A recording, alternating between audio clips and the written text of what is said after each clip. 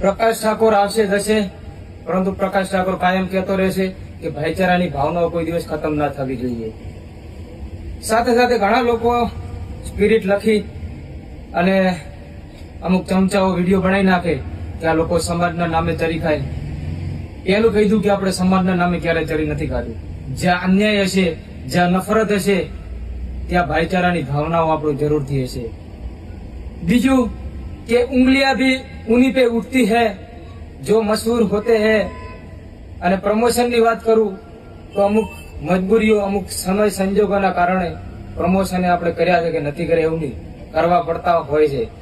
જો મારો વિરોધ કરીને ફોલોવર વધારવા કરતા એક સારી અને બેસ્ટ ટ્રીક આલું છું, અને એકદમ મારો મિત્ર છે, મેં આના પહેલા પણ કીધું હતું કે નીચે આઈડી મેન્શન કરું છું સંજય ઠાકોર કરીને.